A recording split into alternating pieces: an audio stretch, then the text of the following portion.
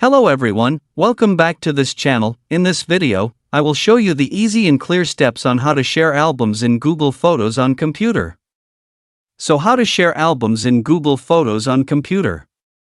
Make sure you keep watching this video until the end. Let's get started right away. Firstly, just go to Google Photos on your computer or laptop. This is the Google Photos display.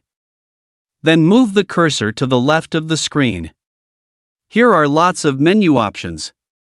Then tap the album or menu. Now this is in the album menu. Next, tap the album to be shared. Now this is in the album. Next, move the cursor to the top right of the screen. Tap the share icon. A menu like this will appear. Here enter the email you will send. Here you can also add a message. After all is done, tap send here. Here I have finished sending the album. So that's it, tutorial how to share albums in Google Photos on computer. Thank you for watching. I hope this video is useful. See you in the next video.